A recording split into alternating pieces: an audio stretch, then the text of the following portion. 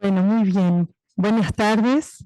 Bienvenidos todos, todas, a este último jueves de patrimonio de este año que hoy realizamos acá en el living de este hermoso espacio, el Centro Ágora, para presentar un proyecto de preservación, digitalización, accesibilidad para la puesta en valor de la colección y el archivo de Dora Isela Russell.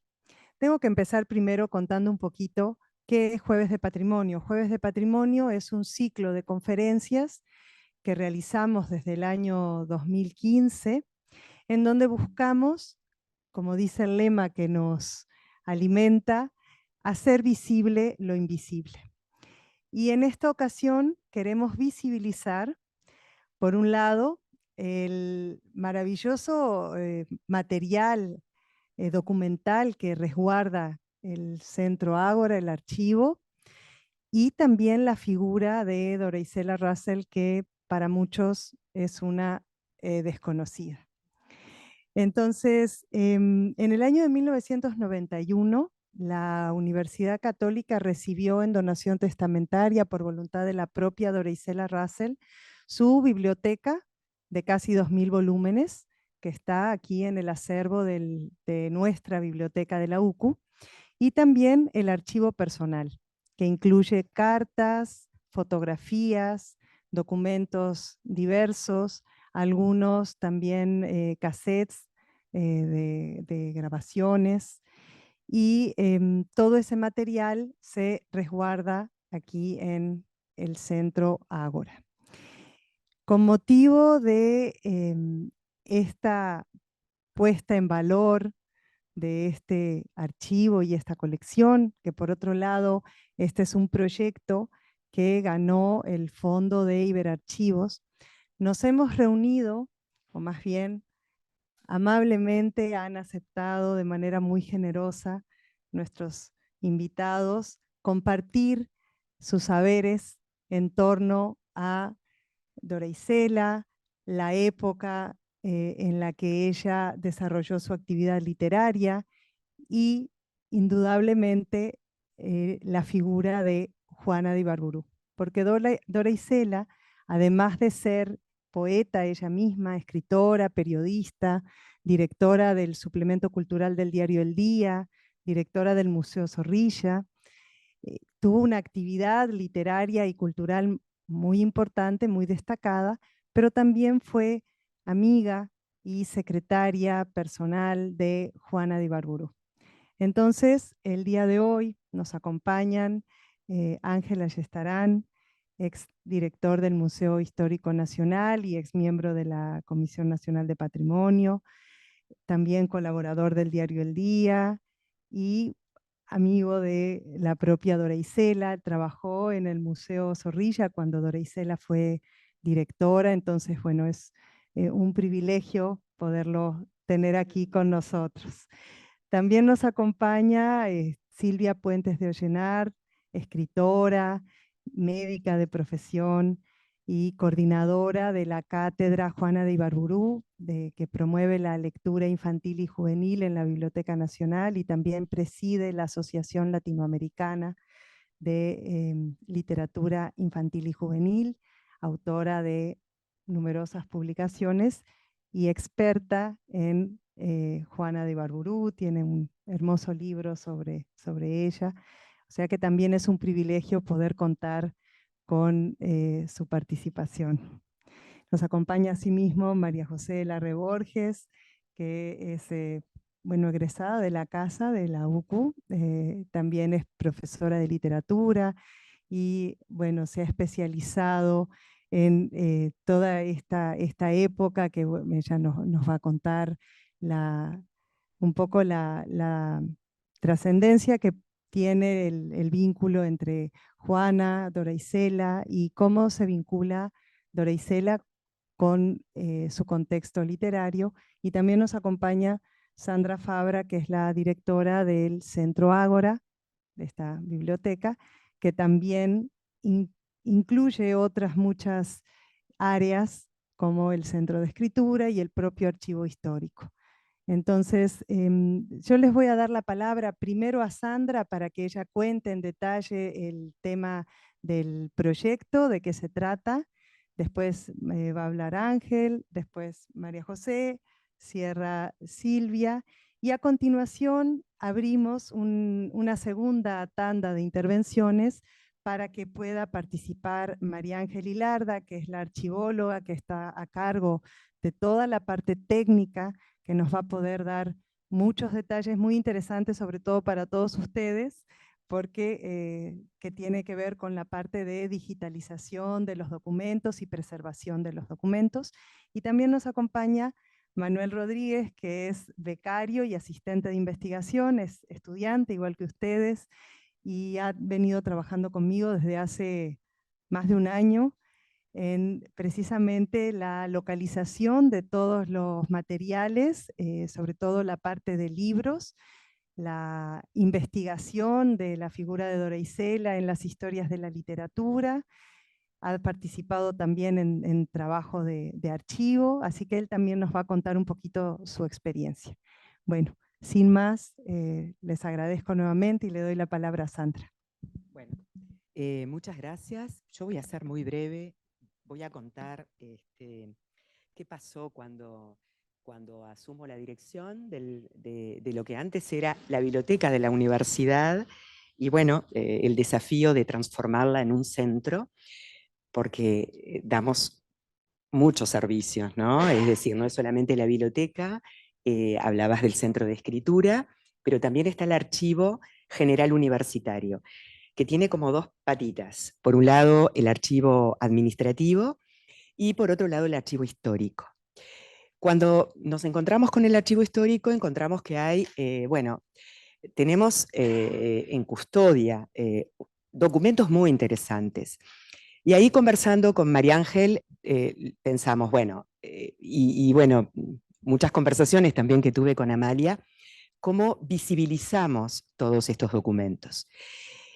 Y empezamos a ver, bueno, colecciones más grandes, más pequeñas de las que teníamos, y dijimos, bueno, la colección de Dora Isela era interesante porque además ella, como contaba Amalia, además de dejarnos su biblioteca, que son más de 2000 volúmenes que forman parte de esta colección, están las fotografías y también hay objetos, documentos, cartas, que tienen mucho valor, ¿no? Y que, bueno, nosotros ahí dijimos, bueno, alguien también nos tiene que ayudar en esta puesta en valor de todos estos documentos. Y pensamos, justamente el programa Iberarchivo, programa IDAI, que bueno, justamente lo que hace es fomentar el desarrollo archivístico a nivel de Iberoamérica. Voy a contar que nos presentamos una primera vez y lo perdimos, el proyecto. ¿Por qué lo perdimos? Porque bueno, sí, archivólogos y bibliotecólogos tratamos de describir y visibilizar todos estos documentos, pero faltaba esa parte tecnológica, ¿sí? Y entonces cuando vuelve el proyecto, digo, sí, necesitamos algo tecnológico. Y ahí, bueno, era lo que comentaba Bruno, dije, bueno, vamos a pensar en algo que justamente, ¿no? Inteligencia artificial, generar un chat que pueda conversar con todos estos documentos digitalizados, con todas estas cartas tan valiosas que nosotros tenemos en custodia, ¿no? Y bueno, se me ocurrió, pero lo conversé obviamente con Bruno y con Bernardo, y bueno, enseguida abrieron esta propuesta y finalmente el proyecto ganó el fondo. ¿Sí? Fue la 24ª convocatoria a este proyecto Iberarchivo Programa DAI, que se llama Rescate, Tratamiento Documental, Digitalización para la Accesibilidad y Difusión Documental del Archivo Personal de Dora Isela Russell.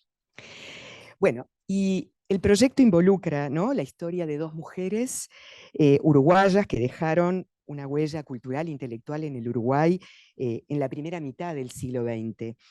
Y el acervo de Dora Isela sin duda nos va a permitir revisar, pero también rever la vida de Juana de Ibarburu.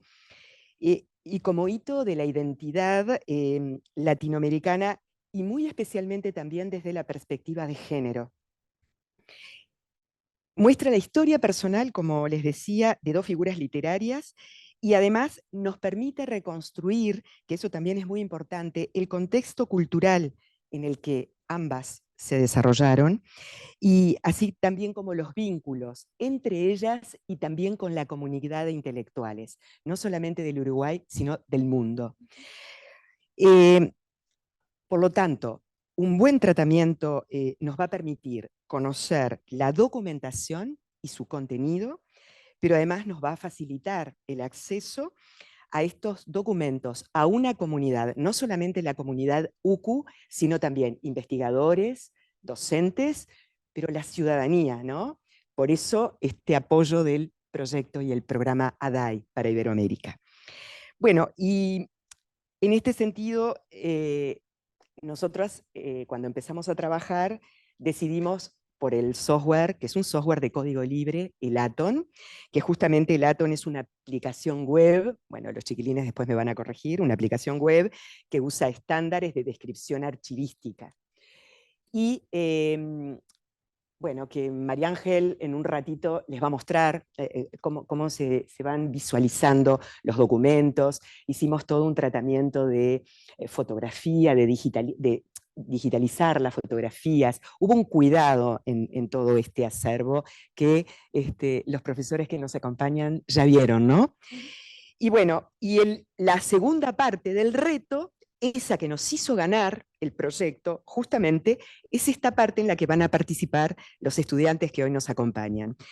Y que tiene que ver con eso, ¿no? Es decir, encontrar una API, y yo acá me puse, ¿no? Ese mecanismo que permite, mirá, me lo escribí porque dije, me voy a olvidar, una API que permite justamente, ¿no?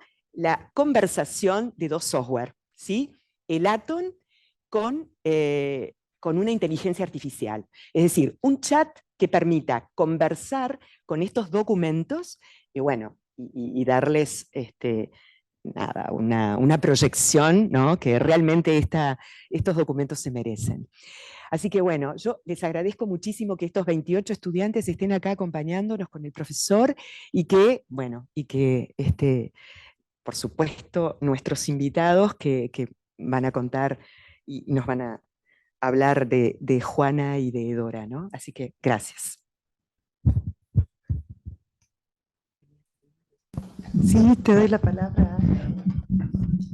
Creo que va bien. ¿Abierto el micrófono? Sí.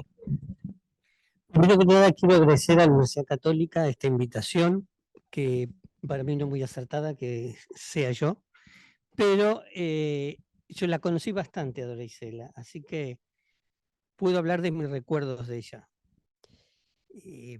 Me pareció sumamente acertado que le pusieran Cosas de mi casa, porque era el título que se utilizaba en el suplemento dominical del día para contar anécdotas de su familia. Su familia fue importantísima para Dora Isela, sobre todo el sentido de casa. Yo después me acuerdo una frase de Dostoyevsky en Los hermanos Karamazov que dice que la etapa más feliz del hombre es la pasada en la casa paterna. No tenía mucho que ver con los hermanos Karamazov porque terminó matando al padre, ¿no? Pero eso se cumplía a cabalidad con Dora Isela, porque era una persona de su familia. Su familia estaba compuesta hasta su madurez por 4 personas, sus padres y sus 2 abuelas. Sus 2 abuelas muy relacionadas con el arte y la literatura.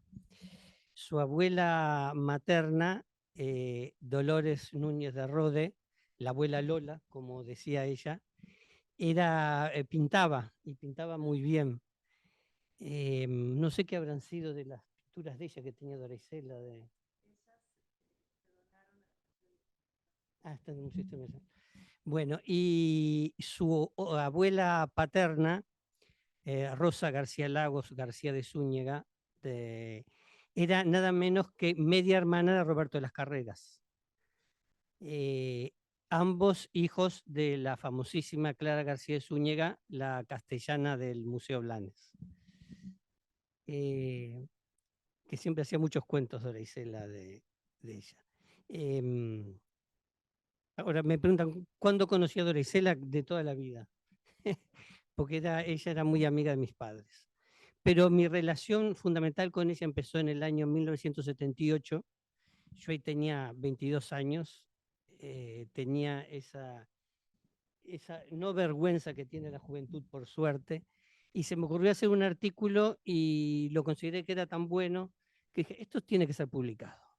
Y se lo llevé a Dora Isela ya en el viejo diario El Día, el 18 de julio. Y me acuerdo que lo leyó muy atentamente y me dijo, bueno, pero mira, para escribir en el suplemento dominical del día, te tiene que aprobar el consejo del día. Pero no te preocupes que el consejo siempre me hace caso. Y efectivamente el consejo le hizo caso y salió publicado en noviembre del 78 mi primer artículo del día, y ahí empecé a ser colaborador del suplemento del día hasta que Dora Isela dejó la dirección en el año 85. Y eso habla en parte también de cómo promovía Dora Isela a la juventud. Ella le encantaba a los jóvenes y promover a los jóvenes, o sea, darles impulso, apadrinarlos, protegerlos. Y, bueno, y me acuerdo que apenas publicó el artículo me dijo, mira, en diciembre sale publicado un suplemento que lo vamos a dedicar todo a Horacio Quiroga porque es el centenario. Así que hace un artículo. Yo le dije, pero la literatura no es mi métier. Cosa que a ella le molestaba bastante que uno utilizaba palabras que no fueran del español. Me acuerdo que siempre me corregía, yo decía restaurante, me decía, en español es restaurante, me decía, habla en español. Y yo me acuerdo que decía cinta scotch, no, es cinta adhesiva, pero a mí me gusta la palabra scotch, le decía yo. Entonces decís cinta escocesa, pero no hables en otro idioma. Bueno, estoy muy desordenado todo lo que estoy hablando, pero no importa. Espontáneo. Como decía San Agustín, ex abundancia cordis, de lo que sale del corazón. Bueno, entonces, y me dice, bueno, habla algo con respecto a la historia de Quiroga. Y entonces pensé, voy a hablar sobre Quiroga y las misiones, un poco de la historia de las misiones y cómo se insertó Quiroga en esa historia de las misiones. Y para mí fue un honor que en ese suplemento colaboraran las mejores páginas del día, estuviera el de este joven de 22 años que recién sacaba su tercer artículo. Bueno, seguí publicando y un día me dijo, ¿no querés trabajar en el museo? Ella era directora del Museo Juan Zorrilla. En aquella época se llamaba Museo y Escuela Cívica Juan Zorrilla de San Martín, ¿te acuerdas? Me dijo, ¿no querés trabajar en el museo? Y eso fue en el año 81, yo tenía 25 años. Me dijo, ¿no querés trabajar en el museo? Yo dije, bueno. Entonces salió mi nombramiento en el Museo Histórico, en el Museo Zorrilla. Bueno, y ahí empecé a trabajar y ahí tuve más contacto, tuve un contacto diario con Dora Isela, porque antes tenía un contacto cuando le llevaba los artículos. Y empecé a tener un contacto más por los famosos tés y comidas que hacía en su casa, que eran magníficos por la manera como se servía, por lo encantadora que era Dora Isela y porque siempre había gente interesantísima, como acá, como la doctora Silvia Puente de Ollenar. Bueno, y estaba hablando de su familia. Bueno, estaba compuesta por esas dos abuelas, sobre todo para ella fue más importante su abuela paterna, Rosa, y sus dos padres. Su padre, del cual tengo un levísimo recuerdo, porque murió por los 60. Sí. Tengo un levísimo recuerdo, pero sí un gran recuerdo de Poli, de su madre, que era un ser encantador y sumamente vital, a pesar que había tenido un accidente horrible con el auto, que el chofer, pues ellos tenían autos con chofer, ¿te acordás? Y el chofer arrancó y ella estaba recién subiendo al auto y el auto la pisó. Sí, y entonces quedó, no podía caminar. Eh, pero era una mujer de una vitalidad enorme, que a pesar de que estaba en una silla de ruedas, era la que manejaba la casa, manejaba el mundo, y si estaba ella era el centro de la reunión. Dorisela quedaba opacada, a pesar que si estaba Dorisela, el centro de la reunión era Dorisela, pero si estaba Poli, el centro era Poli, acá acaparaban, ¿te acordás? Eh, una mujer muy culta. Casualmente estaba preguntando si conservaban el Tagebuch de ella, ella llevaba un diario y el Tagebuch es como se dice, diario en alemán, porque ella lo escribía en alemán y en la letra cursiva alemana, que es una letra dificilísima de entender para el que no la conozca, que sería interesantísimo ver dónde, capaz que fue el Museo Histórico, el Tagebuch de Poli, porque ahí se puede sacar muchísimo dato, más sobre todo que es un diario, que es algo personal. Yo no sabía que existía hasta que después que murió Poli, que murió 8 años antes que ella, este, Dorisela me mostró el diario de Poli. Bueno, otra faceta de Dorisela era la enorme generosidad que tenía, ¿no, verdad?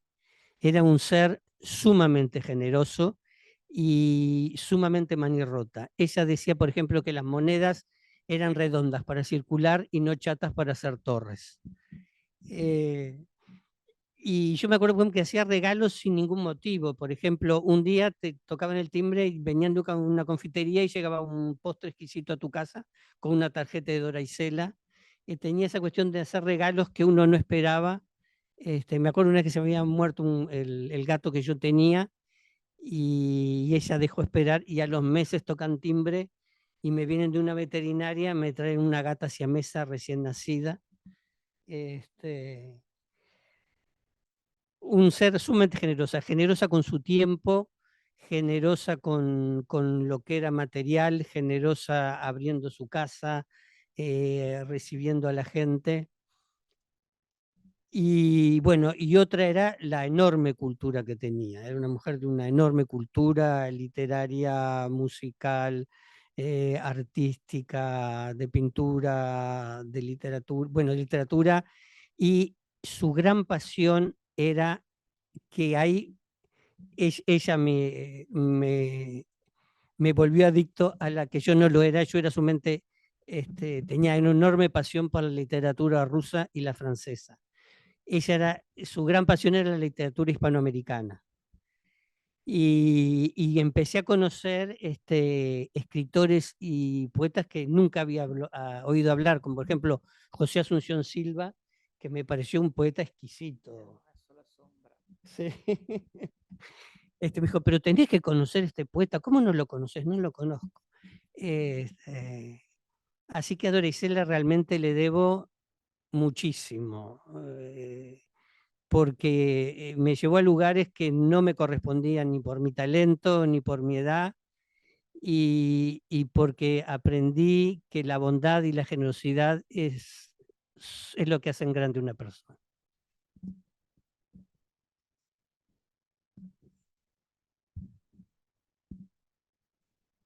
Bueno, ¿se escucha bien? Sí. Bueno, primero que nada, buenas tardes, bienvenidos, bienvenidas y muchas gracias por la invitación, que mucho me honra estar al lado de mi compañera y amiga. Nosotros nos conocimos de ese lado, en el Instituto de Profesores Artigas, cuando éramos unas chiquilinas de 17 y 18 años, estudiando profesorado de literatura. No llegamos a conocer a Dorisela ni a Juana, hay que decir la verdad, pasamos a otra generación, pero sí podemos leerlas, ¿no? Que eso es lo lindo de los artistas que dejan su legado. Así que cuiden las amistades de la facultad, que perduran, qué gran invento los amigos. Y aquí estamos, algunos añitos después, no importa, poquito, no importa, no importa, pero la vida nos vuelve a encontrar. Porque Sandrita es muy humilde, pero además de licenciada en bibliotecología, es profesora de literatura. Y muy buena, por cierto. Bueno, ser mujer, ¿no? En Uruguay, en 1895, cuando nació en Melo. ¿Hay alguien del interior por acá? seguramente que sí. Bien. Otro. Bueno, alguno que debe estar medio calladito. Bien. Juana Fernández Morales nace en 1895 en Melo, en Cerro Largo, de una familia de inmigrantes, su padre era un inmigrante gallego, y es una mujer que cumple con todos los mandatos de su época, ¿no? Una mujer hermosa, se casa relativamente joven, con un militar, el capitán Lucas de Barburu, de donde ella toma su nombre, ¿no? Tiene su hijo, es decir, va haciendo todo lo que se espera de una mujer en la década del 20, del 30. Dora Isela, o Dorisela, como creo que a ella le gustaba que la llamaran, nació en 1925, o sea que yo les invito a hacer un viajecito unos 30 años después. El vínculo que pudo haber existido entre estas dos mujeres, que casi de madre a hija, ¿no?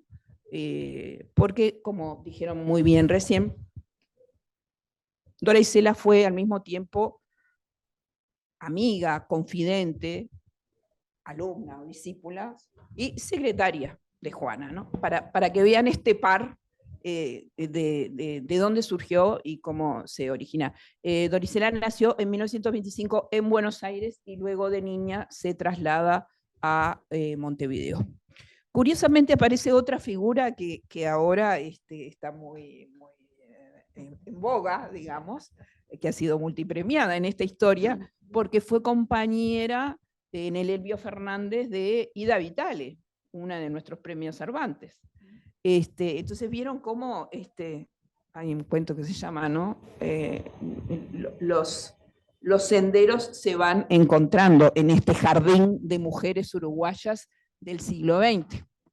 Y yo los miro a ustedes, ¿no? Estudiante de ingeniería, como decíamos hace un rato, y creo que veo dos mujeres. ¿Dos? ¿Sí? Tres, ¿bien? Entonces, bueno, para invitarlos a pensar un poco también desde esa perspectiva, vocaciones, en fin. Bien. Juana entonces conoce a Dora, o Dorisela, como ustedes quieran llamarle, se hacen amigas y de alguna manera luego ella lega por testamento el beneficio del cobro del derecho de sus obras. Asimismo, en vida le encomendó el ordenamiento y la custodia de su archivo literario. Por favor, si digo algo frente a los expertos que no sea así, me corrigen, agregan. Solo te voy a decir algo. Con mucho gusto. Juana se sacaba 3 años. Ay, qué gana. Nació en el 92. Mira qué divina, es verdad. Así que cumple con todos los mandatos de una mujer. Es mejor, mejor todavía. Bueno, te voy a contar que mi abuela hasta su partida de nacimiento corrigió. Bueno, puedo hacer Se sacaba 3 años. Con muchísimo gusto. Interrumpir. Juana siempre contaba que su padrino de casamiento se había casado por la iglesia por pedido de Juan Zorrilla San Martín. Claro. Y que Juan Zorrilla San Martín había sido su padrino de matrimonio. Me acuerdo que una cosa que me encomendó Dora Isela, buscar la partida de matrimonio religioso de Juana, porque ella nunca la había encontrado. Me contaba que Juana le había dicho que ella se había casado en la iglesia de Tapes. De Tapes. Sí. Yo fui a la iglesia de Tapes y no está el casamiento religioso de Juana. Busqué por las parroquias de alrededor de Tapes y tampoco lo encontré. Si alguna vez aparece, sería interesantísimo. Sería maravilloso. Porque capaz que es una de esas leyendas que hacía Juana. Como la de Aparicio. Como la de Aparicio. Sí, como que era nieta de Aparicio, bisnieta, y no lo era. Y no lo era, de Aparicio Saravia, ¿no? De la piedra bautismal. Ahí está. Lo que sí está en el archivo que dirigen las colegas acá es la invitación al casamiento, ¿no? Una participación que aparece en el diario, que después sí, una participación que apareció en el diario del casamiento de Juana con...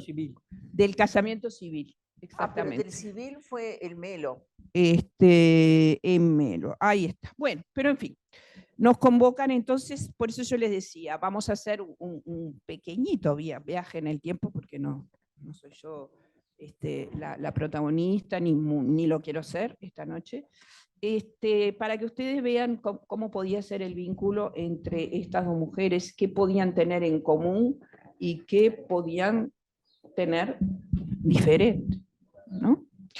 Porque Dorisela, de alguna manera, estos mandatos que se esperaban de una mujer en esa época, no los sigue, se revela, ¿no?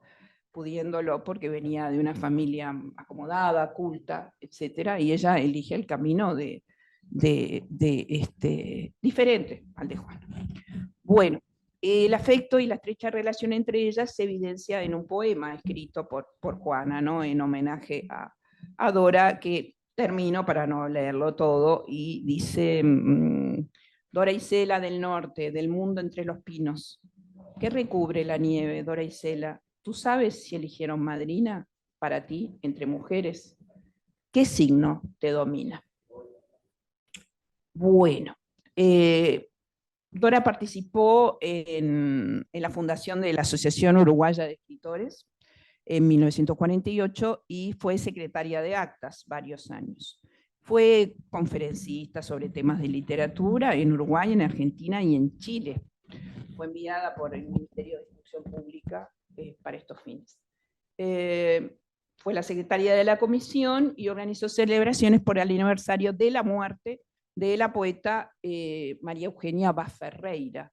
Ustedes seguramente el apellido Vaz Ferreira les suene, es un apellido muy vinculado a la cultura de este país. Probablemente... Recién vi una foto de Dorisela con Vaz Ferreira, con Carlos Ferreira. Con Carlos, ahí está. Carlos, sí. Hombre importantísimo en la historia de la cultura, de la filosofía, particularmente Uruguay, fundador de la Facultad de Humanidades. Era el hermano de María Eugenia, una poeta muy singular, porque además quizás tuvo el karma de ser contemporánea de Elmira Agustini. Entonces Elmira, con ese erotismo desbordante y todo el mito, bueno, esto, saben, todo el femicidio, su trágica muerte, etcétera, etcétera. Y María Eugenia quedó un poco relegada con una poesía mucho más pensadora, profunda, metafísica. No llegó a publicar ni un solo libro en vida.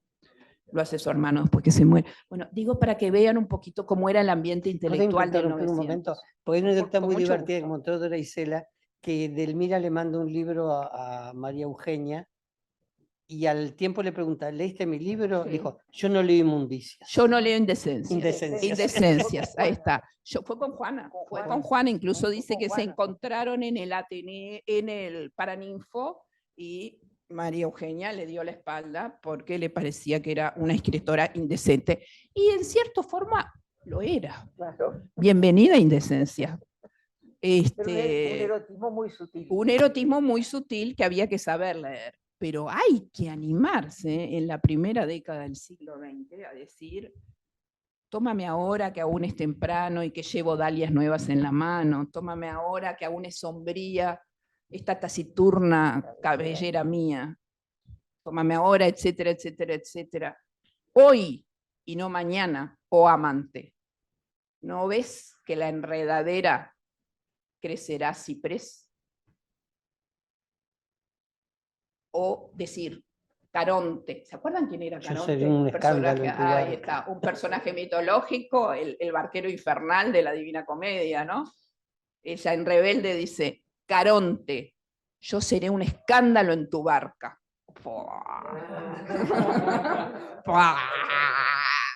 Que se anima porque queda viuda, su matrimonio dura 20 años, a tener un vínculo amoroso con su médico, que era muchos años menor que ella, incluso. Entonces, son personajes súper interesantes. Bien. En 1954, Dorisela publicó su libro Los barcos de la noche. Esa obra fue reconocida por el Ministerio de Instrucción Pública y Previsión Social, lo que sería hoy el Premio Nacional de Literatura, ¿no? Como la producción literaria del año. Bueno, el crítico Domingo Luis Bordoli, que fue profesor de muchos compañeros nuestros del IPA, no de nosotras no llegamos, nos hacemos las chiquilinas, ya ven, pero no somos, resaltó el narcisismo y el sufrimiento como elementos predominantes en la poética de Russell, ¿sí? Bien. Por ejemplo, para leerles una estrofa. he sido en soledad la constructora de mi desesperanza y mi muralla. Un reclamo de amor que no se acalla, me muerde el corazón hora tras hora. Bien. Bueno, como ustedes dijeron muy bien, se desempeñó mucho en la prensa. También hay que pensar una mujer, ¿no? Jefa de un suplemento dominical en esa época, tanto tiempo. También en la revista, corresponsal de la revista Mundo Uruguayo, que es una revista muy importante. Yo les voy a decir incluso, el otro día escuchaba a un escritor español, que se los recomiendo mucho, que se llama Enrique Vila Matas, y le hacían una entrevista por la tele, porque el año pasado sacó una novela que se llama, curiosamente, Montevideo, ¿sí? Y él decía que en España había cierta percepción, digo porque 100 años después, ¿no? Que en este momento en Montevideo están pasando muchas cosas en torno a la literatura. Y yo creo que tiene razón. Creo que Europa se está dando cuenta que acá hay gente que escribe y que escribe muy bien. ¿Sí? Y eso la verdad que nos deja a todos muy contentos. Bueno, la mayoría de sus notas estuvieron relacionadas con letras y autores que a ella le gustaban, ¿no? Como Neruda, Rodó, Borges, María Eugenia, la que nombramos recién. Y se especializó, y me corrigen por supuesto los expertos, un poco en la biografía de la familia Valle Pacheco, ¿sí? Que conocía bastante bien. Y bueno, y muchos de estos artículos tuvieron como tema a personajes femeninos, como Margarita Xirgu, las hermanas Luisi, o la propia Indira Gandhi. Luego pasa entre 1972 y 1981 a dirigir el Museo Escuela Cívica Juan Zorrilla de San Martín, esos nombres, así que teníamos, ¿te acuerdas de esa época? Bueno, y continuó con esa labor. Me gustó mucho el testimonio vivo, ¿no? Pero ahora se habla mucho de las bibliotecas humanas, ¿no? De cómo cada uno de nosotros podemos ser a la vez una biblioteca al dar testimonio, y así se va construyendo también, no solo a través de los libros, ¿no? Bueno, se encargó de organizar visitas guiadas a escolares, proyectó encuentros culturales y conferencias sobre la obra de Juan Zorrilla, y ustedes la conocen porque seguramente alguna vez le han pedido o les han pedido o han gastado alguna Juana por ahí, ¿no? ¿Cuántas Juanas querés o cuántas Juanas sale? Entonces la tenemos en un billete bastante importante, de bastante valor, el equivalente a unos 25 euros. Bueno, ustedes son más rápidos que yo para hacer los cálculos. Entonces, qué sintomático, ¿no? Nosotros no nos damos cuenta, pero mucha gente que viene del exterior le resulta muy llamativo que las monedas están acuñadas con la fauna y los billetes con artistas. No sucede en todos lados del mundo, ¿tá? En general están dedicados a personajes históricos, y bueno, nosotros ahí estamos siempre dando la nota. Quería leerles un párrafo que suscribo y sobre todo que abre un poco la polémica sobre la figura de Dora Isela, porque nos gusta decir las cosas y hay una polémica en torno a su historia y a su vida, porque como siempre hay dos literaturas y el mundo, por suerte, no es blanco y negro y hay una zona de grises. Se los leo textual. Russell resulta un ejemplo de lo que la historiografía reciente plantea sobre los cargos desempeñados por civiles en dependencias públicas luego del quiebre institucional del 27 de junio de 1973. Este fenómeno da cuenta de una continuidad entre la gestión pública del gobierno dictatorial y la del periodo anterior. Asimismo, el régimen dictatorial impulsó un proyecto cultural que se desarrolló en toda su extensión durante el año de la orientalidad. Si no saben lo que fue el año de la orientalidad, les pido, pregunten en sus casas, nosotros estamos acá, lo sabemos bien, 1975. Y en el reforzamiento del culto Artigas, que es indiscutible, pero en su faceta militar. que tuvo su culminación en la inauguración del mausoleo en 1977 en la Plaza Independencia. Ahí ya nos empezamos a acordar nosotras, porque éramos niñas, pero nos acordamos. Se requiere, dice ella, y esto es lo que me resulta interesantísimo de todo el trabajo tan arduo y tan completo que se está haciendo acá, ¿no? Siempre aquello, no sé si lo decía Newton, pero en fin, uno a esta altura no sabe atribuirle qué a quién, pero alguien dijo alguna vez que somos enanos parados sobre hombros de gigantes. Y este tipo de investigaciones son las que de alguna manera siempre se saca algún hilito como para seguir. Y este es un hilo interesante, ¿sí? Se requiere una investigación más amplia para profundizar sobre la política museística que se desarrolló en ese proyecto para comprender realmente la gestión en la dirección del Museo Zorrilla. Sí, cierro cita. Queda como pregunta si el silencio y la ausencia de Russell de las figuras femeninas destacadas de las letras uruguayas que se recuerdan en la actualidad se origina en su vínculo con ese vínculo que recién decíamos, ¿no? Muchos son los vacíos en nuestro conocimiento de su figura, su pensamiento político e incluso el devenir de su vida, por lo menos para quien habla. Más allá de lo que las piezas existentes en el museo y las que va a aportar ahora su acervo y algunos otros vestigios hallados permiten indagar. Así sucede con muchas figuras femeninas, no solo las que permanecieron en una esfera privada, sino también con quienes se destacaron en diversos momentos como figuras públicas, profesionales, periodistas, escritoras o poetas. Por suerte creo que la cosa está cambiando.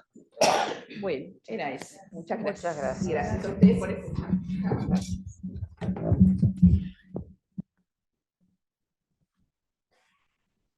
Sí. Bueno, yo vuelvo a saludar, buenas tardes, y agradecer especialmente a la UCUDAL, pero especialmente a Amalia, que es la que se contactó conmigo desde el primer momento a través de este archivo, del cual ya tenía referencia, por supuesto, a través de otras personas que habían estado en contacto con él, pero nunca había visto la seriedad con que lo encaró Amalia y con que en este momento están trabajando en el archivo. O sea que me parece fantástico porque los seres humanos, ¿verdad? Tenemos nuestros claros y nuestros oscuros, nuestros puntos altos, nuestras debilidades. Y tanto Juana como Dorisela también los tuvieron. Así que no está en este momento el poner en discusión o a la luz de repente determinados aspectos que hacían a la vida personal de cada una, pero sí en la medida que influyeron en la sociedad. Y como decía muy bien la profesora Larre Borges, la inspectora, que a fines del siglo XIX, cuando nace Juana de Ibarburú, es un error que ustedes deben corregir también en los libros, porque muchas veces figura el 1892 y Dorisela fue de las cosas que se empeñó en rescatar a través de los testimonios jurídicos.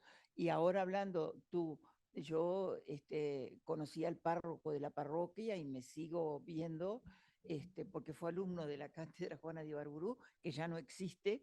El padre Leomar Carrara fue párroco de Tapes, así que le voy a preguntar, porque allí están todos los primeros libros de Juana, porque ella llevaba al pie del altar de la Virgen del Perpetuo Socorro, le llevaba sus libros con dedicatoria, incluso algunas alhajas que después la sacaron por los robos, ¿no? Entonces, lo que hay allí cerca creo que es alguna tontería, alguna bijú, pero no lo que ella había dejado realmente. Porque también este es otro de los claros oscuros de la vida de Juana. Juana fue una niña de pueblo, una niña que creció en ese pueblo que tenía alambrado en las plazas, que era su melo natal, y tuvo una hermana, tuvieron otros hermanos que fallecieron, había una gran diferencia con esa otra hermana Basilisa, que era mayor que ella lo cuenta también, de que en su radiante cielo había una nube, porque ella fue muy feliz en la infancia, y esa nube era la hermana, porque como todos padeció también los celos fraternos, pero después dice, la he querido mucho, e incluso los herederos de Juana de Ibarburu, los herederos legales de toda su obra, de todos sus derechos, son los hijos de Basilisa, que hoy ya no vive ninguno, pero están sí sus herederos, y son los responsables frente a Gadu, los que perciben los derechos. El momento que nace Juana, ella escribe hasta en el diario local, e incluso escribe diciendo que va a llegar el tren y que va a ser un adelanto grandísimo, y que qué importante va a ser también para las mujeres, pero lógicamente que ella crece en un momento en que las mujeres no tienen derecho, ni que hablar, ni al voto, ni a tener igualdad. Bueno, hoy vivimos, más de 100 años después, las mismas vicisitudes con respecto a la equiparación de los sueldos entre mujeres y hombres, porque si bien la Constitución dice que debemos ser iguales y no hay otra diferencia que los talentos y las virtudes, ¿verdad? Hubo la doctora Raquel Macedo de Yepar a fines del siglo XX, tuvo que sacar una ley diciendo que debían equipararse los sueldos. Y al día de hoy, a pesar de esa ley, de lo que dice la Constitución, decía 50 años antes, todavía tenemos diferencias. Entonces, fíjense qué difícil habrá sido vivir a principios de siglo, cuando la mujer no tenía voz ni voto. Y en ese contexto que muy bien definió la profesora Larre Borges, están esas tres mujeres, Delmira, María Eugenia y Juana. Delmira y María Eugenia son contemporáneas. Juana va a venir un poquito después, porque su eclosión sale en 1919. Y realmente ella, como cuenta Dorisela en el prólogo de la edición Aguilar, lo que hacía no era no que ganara con sus escritos. ¿Saben con qué ganaba algo para el sustento? Haciendo flores artificiales de papel.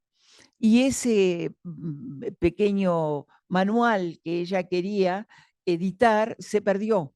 Entonces salen Las lenguas de diamante en 1919, que es con esa carta de Unamuno.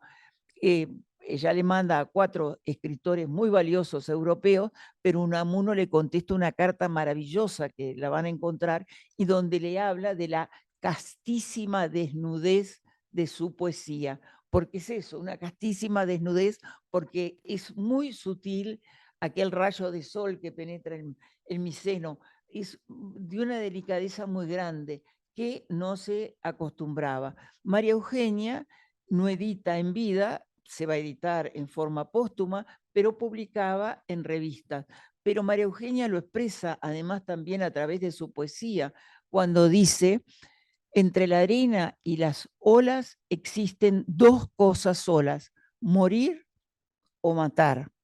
Alma mía, que traes la red vacía de las orillas del mar. Porque ella no tiene esa pasión de Delmira, no tiene ese ímpetu, no tiene esa fuerza, y se queda, pero aparece. Ella va a morir en el 24, María Eugenia, y aparece en el 19 la voz de Juana diciendo: descíñeme, amante, tómame, ¿no? Hazlo tú. Ella es la gran seductora.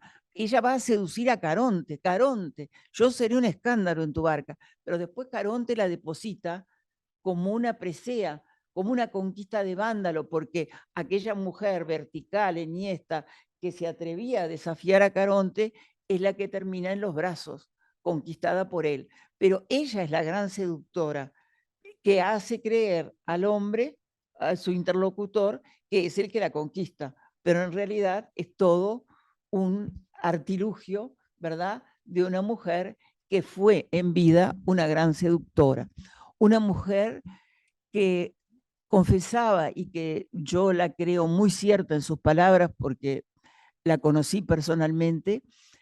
Juana decía: fui a un baile de máscaras y era la única que no usaba antifaz. Pero eso también le reportó grandes dolores, como también le reportó a a otras personalidades, y en ese caso estoy pensando también en Dora Isela, la gente que agrede, la gente que de repente teme al que se destaca demasiado y es al que primero le dan con sus críticas. Hay páginas de Juana que deben estar acá también en la biblioteca, manuscritas, diciendo que no duerme y que está con sus angustias económicas, pero que además con la maledicencia de la gente, porque siempre también ella se expuso porque era una mujer bonita, que había tenido el aplauso muy fácilmente en el año 1919, que es consagrada en el 29 como Juana de América, y resulta que al final se va perdiendo su poderío, no solo intelectual, sino su poderío económico, se le van muriendo la familia que convivía con ella, se muere su madre que ella adoraba, se muere el esposo, queda viuda, el esposo le manejaba también el dinero y entonces ella lo invierte y lo invierte mal, tenía un hijo que no fue todo lo buen hijo que debía ser, y Dora Isela en eso fue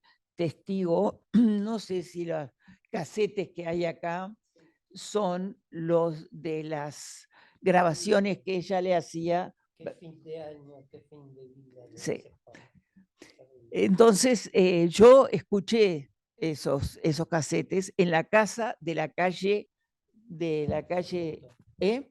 No, en Sarmiento no, en Vidal, en la otra casa de Dora Isela. Dora Isela nos pasaba esos casetes que le grababa Juana y que Juana contaba lo que estaba sufriendo y cómo estaba también lastimada, ¿no? Aprovechaba cuando se iba el hijo para hablar por teléfono, decía cómo la maltrataba el hijo, y era cerca de Navidad y le dice a Dora Isela, qué fin de año, qué fin de vida. Me acuerdo como si fuera hoy la palabra de Juana, terrible. Y ella sufrió mucho, y ese periodo de Juana es un periodo que la gente dice porque no le gustaba mirarse al espejo. Juana recibía igual en la casa, todas las últimas veces que yo la vi, recibía con un deshabillé. Un deshabillé es una bata de cama, sí, pero esos son los términos que usábamos nosotros. El robe de chambre y el deshabillé. Bueno, un salto de cama azul, que era de terciopelo azul, y ella recibía con eso, porque no tenía ropa y la gente no se da cuenta, pero las mujeres gastamos en la peluquería, en la tinta, en el color. Ahora, por suerte, se pusieron de moda las canas, entonces hay mucha gente que no va más a la peluquería a teñirse el pelo, pero todo es las medias. En aquel momento las medias eran importantísimas. Yo me acuerdo de una tía mía que no tenía para comprarse las medias en Tacuarembó y se hacía la raya para que todo, porque antes las medias tenían raya, entonces había que tener la raya impecable y se la hacía con un lápiz para que creyeran que llevaba medias. O sea, había toda es una sociedad distinta la que vivieron ellas, la que vivimos. Bueno, yo que soy la mayor de este grupo, ya voy siendo la mayor de muchos grupos. Pero bueno, los años también dan experiencia. Y Juana sufrió mucho, tuvo eso, el aplauso, el laurel de la gloria y por otro lado la desolación. Y tuvo ese amor que fue por los años 50 con un médico. Juana admiraba a los médicos, le encantaban los médicos. Yo perdí unas cartas que tenía donde me decía, ¿me podrás conseguir? Pues yo era estudiante de medicina cuando la conocí. ¿Me podrás conseguir unas muestras gratis de vitaminas para mis perros? ¿No? Porque antes daban, ahora ya no dan muestras gratis. Entonces, bueno, al final no estamos hablando porque el periplo literario de una y de otra lo pueden leer en cualquier lado. Juana tuvo distintas etapas. En el 19, como les dije, hace unos libros que están muy vinculados con la naturaleza. En el 29, cuando la nombran, es tan sincera que dice en pleno Palacio Legislativo, gracias por este homenaje, porque a mí se me estaban aflojando las fuerzas. O sea, estaba cayendo en una depresión y esto me va a dar ánimo para volver. y vuelve y se renueva y hace La Rosa de los Vientos, pero nadie la aprecia porque la critican mucho, entonces ella calla su voz lírica. Durante más de 20 años no publica, vuelve a publicar poesía, eso no quiere decir que no lo escriba, pero no la publica, publica Lores de Nuestra Señora, estampas de la Biblia, biografías de Roosevelt, Sarmiento, Chico Carlo, que ustedes habrán leído en algún momento, y muchas otras obras, hasta que en el 50 vuelve con Perdida a la voz lírica.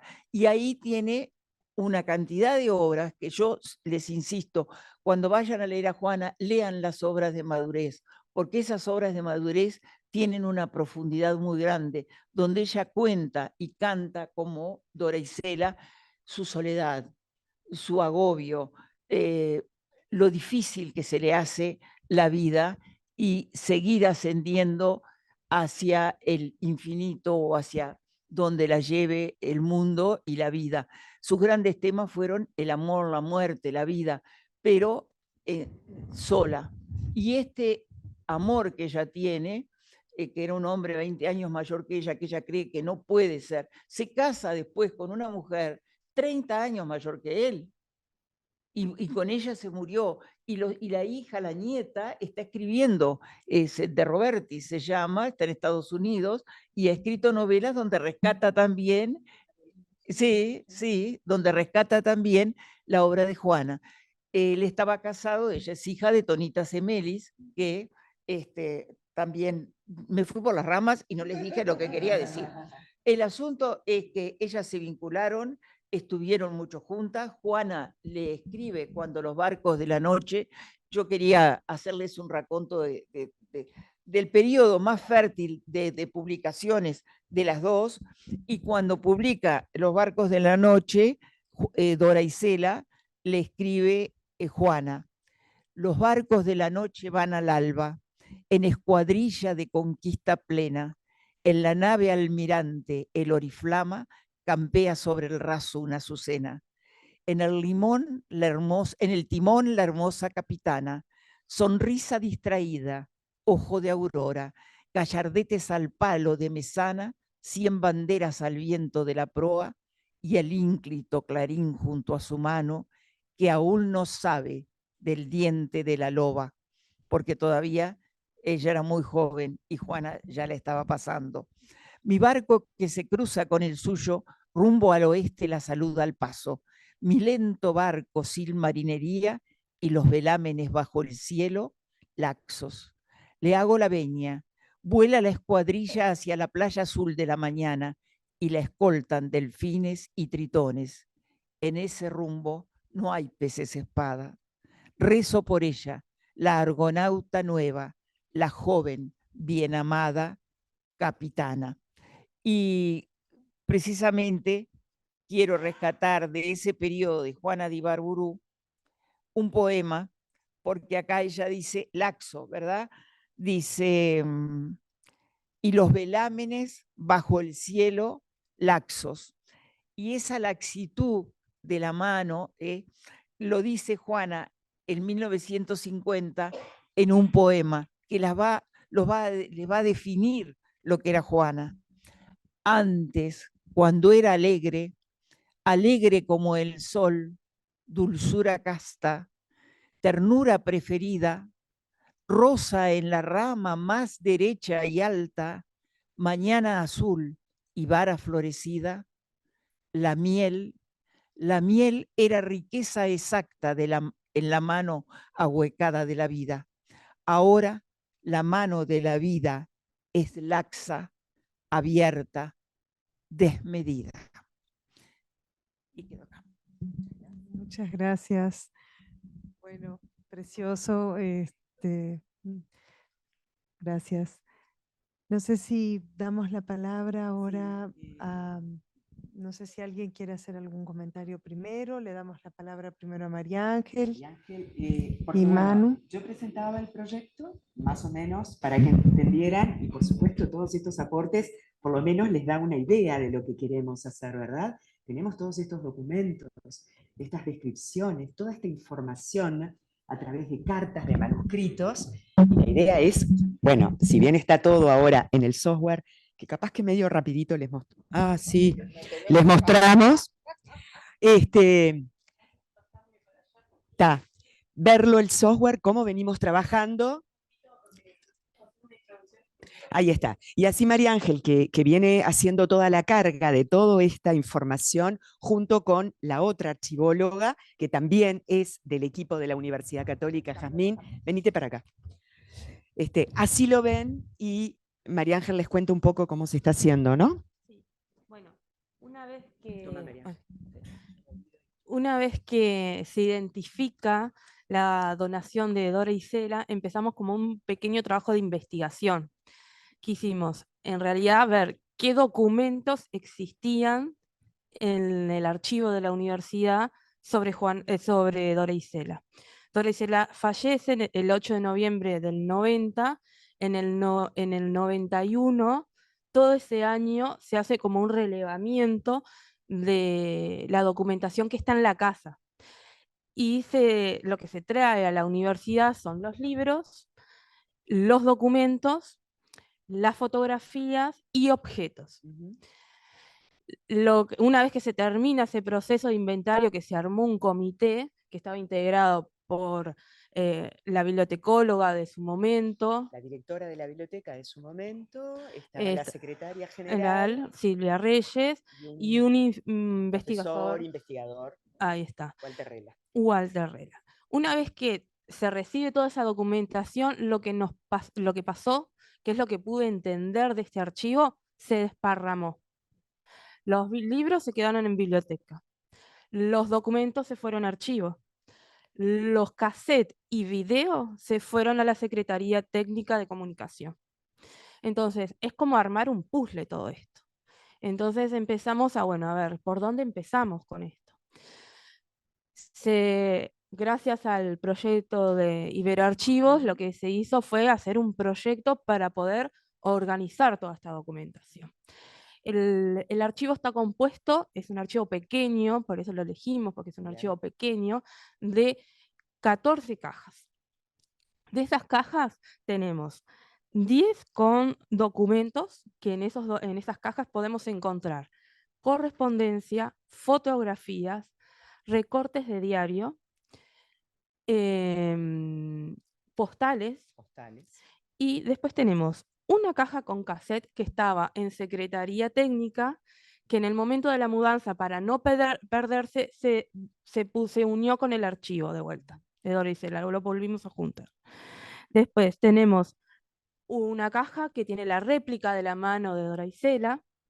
Después tenemos 2 álbumes de fotos, que esos se encontraron mucho después en otro depósito de biblioteca. O sea, tenemos el álbum 1 y el álbum 3. Nos faltaría el álbum 2, que no sabemos en dónde está. Que también todas estas cosas fueron como incorporándose a medida que íbamos avanzando, ¿sí? Bueno, formulamos el proyecto, lo presentamos a Iberarchivo. El primero, como dijo Sandra, lo perdimos por la pata de innovación. Y bueno, y ahí nos presentamos nuevamente, lo ganamos con esta nueva pata. Bueno, hasta ahora este proyecto se sigue ejecutando. Empezó en junio y ahora se sigue ejecutando hasta febrero. Hasta el momento vamos, porque no me acuerdo de los números. Documentos procesados e inventariados, tenemos 1.332 documentos. Solamente hicimos 2 cajas completas. Entre poemas, cartas, fotos, recortes, porque no están solos las fotos de los álbumes, hay fotos sueltas. Documentos digitalizados, 189 documentos digitalizados. Después tenemos registrados en el Atom unos 600 registros, de los cuales hay 30 imágenes nada más de lo que hay en el archivo. ¿Cómo se trabajó con todo esto? El cronograma del proyecto fue, primero, identificar los documentos que teníamos en el archivo. Y al mismo tiempo hacer como una limpieza, un tratamiento preventivo, limpieza mecánica, sacar ganchitos, que eso deteriora el documento, algunos pliegues, ver los estados de conservación de las cajas, se cambiaron las cajas. Después lo que se hizo fue conservación, lo que es ¿no? conservación Eso forma preventiva. parte del archivo. Una vez que se hizo eso, en paralelo se iba ingresando en una base de datos Excel simple con las normas ISAT-G. Tenía los mismos campos de las ISAT-G que van a estar reflejados en el software Atom, ¿sí? El archivo se maneja con normas internacionales de archivo, que son las ISAT-G, y eso es lo que estuvimos haciendo. Para poder digitalizar, nosotros teníamos que tener los documentos ya descriptos, algunos limpios, porque no se puede digitalizar, y después hacer un control de calidad de esos documentos, que lo seguimos haciendo hasta ahora. Ahora les voy a mostrar el software. La pata ahora de la innovación empieza ahora con estos estudiantes, ¿sí? Y la idea de este proyecto también era, entre otras cosas, dar a conocer lo que tiene el archivo de la universidad. Y una de las cosas complejas que se nos pasó fue armar el cuadro de clasificación, que es como decía Natalia Spasandín, que es el ropero. ¿Cómo organizamos este archivo? ¿No? Como con cajitas en donde va este documento, en forma virtual, no en forma papel, porque una de las cosas que tenemos los archivólogos es respetar el orden de los documentos. Entonces, las personas que organizaron este conjunto de documentos, tenemos que respetarlo, porque ¿por qué lo pusieron de esa manera? Ellos tienen el orden. Nosotros después, en el área virtual, podemos hacer la ordenación que nosotros consideramos intelectualmente un poco más ordenado, por decirlo de alguna manera. Entonces, hay cosas que están muy, muy ordenadas, que nosotros recién hablando con las personas que conocen, es la madre, la archivóloga de las imágenes, del recuerdo, y después está la parte de las cartas.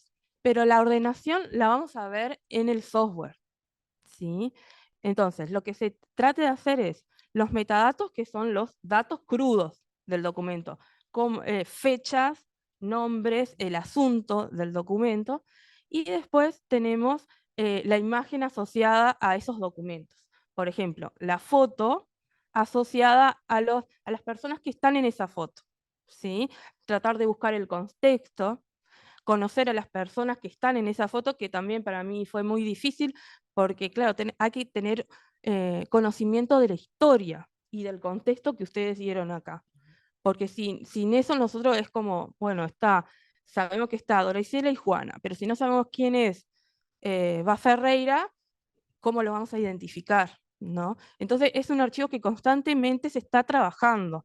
Personalidades, por ejemplo, con las personas que ella escribía cartas, ¿no?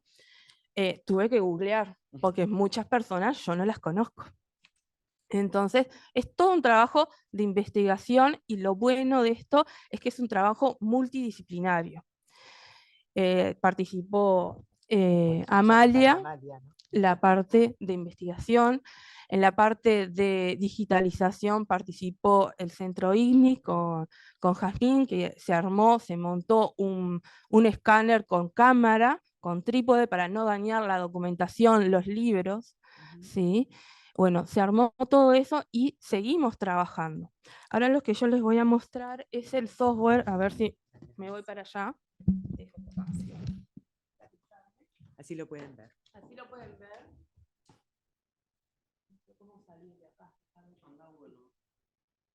Anda Google. No dejes de compartir. A ver, ¿toqué mal? Bueno. Yo estoy de espalda, acá está la cámara. Ahí. Ahí.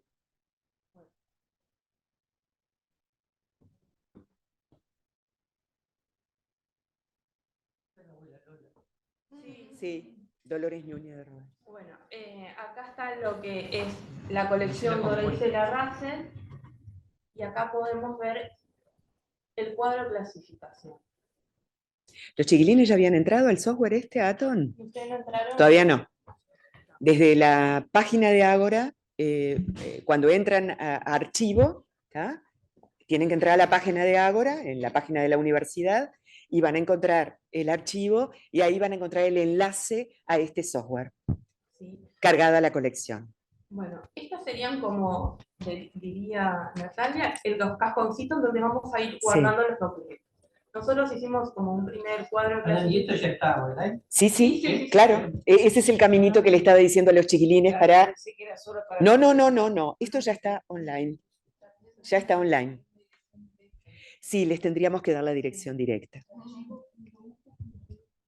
Sí. Bueno, entonces, el primer tramo pusimos. ¿Ven la dirección ahí arriba? ¿Le pueden dar? Archivo.ucu.edu. El primer subfondo que nosotros creamos fue la vida y la familia de Dorecel. Archivo Juana de Barbero, que son toda la documentación relacionada a Juana. Porque claro, en este archivo, la colección lo que tiene es que es muy complejo porque tenemos como 2 archivos en uno. ¿Sí? Exacto. Tenemos todo lo que es de Dorisela y todo lo que es de Juana. De Juana. ¿Sí? Después tenemos la actividad laboral de Dorisela. Recopilación bibliográfica, que es lo que tiene biblioteca. Bueno, por las dudas. Y las relaciones externas, ¿sí? Vamos a mostrar acá, le voy a mostrar como acá en esta crucecita van a ir abriendo más cositas. Por ejemplo, dentro de la vida tenemos el árbol genealógico, la infancia, la adolescencia y actividades sociales, ¿sí? Vamos a entrar, por ejemplo, a un documento. Acá estamos, siempre va esto, de lo general hasta llegar al documento, de lo general a lo particular. ¿Tá? En este caso vamos a ver a la abuela. ¿Es la abuela? Creo que sí. Que ahí tenemos la foto. Sí. Y vamos a tener a la fotografía y los metadatos de esta fotografía. ¿Sí? Tenemos el dígito del cuadro de clasificación y nos dicen dónde está esa foto. Nos dicen que es el archivo de Doreisela, es un archivo personal, que está en la caja 1, que está en un sobre número 20, y es la foto número 2 de ese sobre. Entonces, si ustedes, como investigadores, afuera, dicen, me gustaría ver esta foto, entonces nosotros ya sabemos en dónde está esta foto. ¿Tá? Entonces, bueno, ponemos el título, de cuándo es esa foto, en este caso es una unidad documental simple porque es una sola foto, y es una foto en soporte papel, tarjeta postal. Y después hay una breve descripción, bueno, y cuándo se ingresó, la forma de ingreso, y esto se va a ir enriqueciendo cada vez más. ¿Sí? Con fotografías tenemos 30 fotos. Después metadatos solos tenemos 600, que vamos a ir incorporando cada vez más. Porque nosotros ahora en base de datos tenemos 1300 y algo, pero acá tenemos 600. Y esto, por ejemplo, hay que incorporar, todos los días vamos a ir poniendo cosas, por ejemplo, la semblanza de Doraisela, que va a estar en la parte de alcance y contenido, que eso se va a ir cambiando. Bueno, eso sería como el software. Y la idea es que estos chiquilines que están acá van a hacer su desafío, es mejorarlo esto. Ustedes tienen el desafío de mejorar esto y facilitarle al investigador de hacer su primera búsqueda a nivel virtual y cuando necesite realmente algo, bueno, ya se comunica con el archivo, nosotros más o menos teniendo lo que nos están pidiendo, podemos acceder de forma rápida. Esto está abierto para toda la ciudadanía, no es solo para la comunidad universitaria, o sea, por ejemplo, un estudiante, una maestra puede necesitar saber quién es Juana y quizás que consiga una foto de acá, por ejemplo. ¿Sí? Bueno, esto sería como todo y ya los vamos liberando. Bueno. ¿Quieres hablar algo de tu experiencia como investigador? Yo estuve trabajando como becario con Amalia desde el año pasado. El año pasado empezamos a hacer un poco como a revisar los anaqueles buscando libros de Doraisela para señalizarlos con un ex libris, que es como un sticker que se pone adelante o atrás de los libros. En este caso los pusimos adelante. ¿El ex libris que elegimos? Ah, bueno, no lo tengo, pero es un ex libris muy lindo. ¿Ya está? Basado, en realidad el escudo de la familia de Dora Isela, si no me equivoco. Russell. Mm. Y bueno, después un poco el objetivo que fue guiando como la investigación desde el lado de patrimonio es hacer un perfil de Dora Isela que contextualice toda esta información que después se puede acceder con la plataforma. Y bueno, eso supuso una búsqueda de materiales bibliográficos, como les contaba, bueno, todos sus libros, hay muchos que están dedicados por gente con los que después ella tiene correspondencia o fotos y demás. Em, También rastreamos en historias de la literatura, tanto hispanoamericana como uruguaya, y hay algo interesante que surgió ahí, es que en las historias de la literatura hispanoamericana aparece Dora Isela en casi todas. Ella tenía muy buenos vínculos diplomáticos con toda la región, particularmente con Costa Rica y Puerto Rico,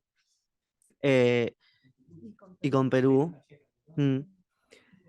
Pero no así en Uruguay, porque en las historias de la literatura uruguaya rara vez aparece mencionada ella.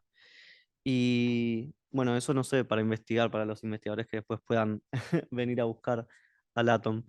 Y bueno, otra cosa que me pareció que podría estar como quitando a Dora Isela de la historia de la literatura son también los sesgos de género, porque muchas de estas historias de la literatura solo se mencionan hombres del siglo XX. Entonces, bueno, eso fue como algo que se me ocurrió. Y también hice algunas entrevistas para también contextualizar un poco, armar el perfil de Dora Isela. Entrevisté a Ángel, entrevisté a, mm, em, ay, a Guzmán, Leonardo Guzmán, ex ministro de Cultura, que trabajó también con Dora Isela en el diario El Día. Algunas otras personas que trabajaron con ella en El Día. Bueno, eso todo estuvo muy interesante porque después, ahora lo que hicimos con Amalia fue como una pequeña biografía que se pueda anexar como a todos estos datos, a estos documentos, y que entonces den como un panorama más completo de dónde viene este archivo, sea foto, sea carta, sea lo que sea, eh, de dónde sale, quién es Dora Isela, porque dice, bueno, perteneció al archivo de Dora Isela, pero ¿quién fue Dora Isela? ¿Por qué ella tiene esto?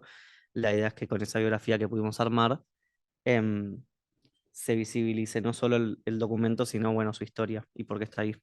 Así que nada, yo la verdad que disfruté mucho. Bien, muy bien.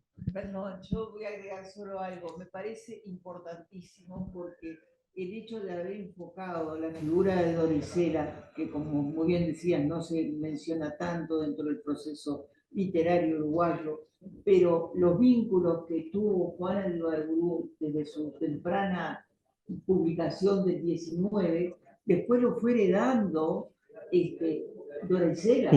Y entonces, como Dora Isela contestaba, era la secretaria, Sí, claro. también venían sus vínculos, y además Dora Isela tuvo un amor epistolar con Luis Alberto Sánchez. Sí. Alguna vez se veían, pero bueno, las comunicaciones no eran tan fáciles como hoy. Y ese epistolario, yo había traído acá para leerles, lo tiene Rubinstein Moreira, esta revista, La Upila, que te comenté estos números, era una revista muy humilde de un profesor de literatura, de Rubinstein Moreira, pero que amaba y quería muchísimo a Dora Isela. Entonces, ella le entregó su epistolario con Luis Alberto Sánchez antes de morir. Y él, en un momento que la recuerda en el obituario, él murió en el 95, ella en el 90, y él escribe en el 93. Que había muerto Luis Alberto Sánchez, que fue un amigo entrañable y excepcional en la vida de nuestra connacional Dora Isela Russell, con quien mantuvo un acercamiento amoroso y epistolar durante muchos años. En el archivo de la UPILA existe más de medio centenar de cartas y telegramas que avalan y certifican esta aseveración. Yo no sé, murieron Rubinstein y su señora, y Norma Sucre. Está Igor, que dijo que lo bautizaron en la casa de Dora Isela. Claro, Igor. Bueno, de pero Jacinto. Igor Moreira tiene que tener, entonces sería muy bueno que el UCUDAL Bueno. entrara en contacto con Igor a ver si el archivo viene acá, porque no hay que dispersar. No, como no, todo no, de está Juana, claro, que no haría está claro. fuera.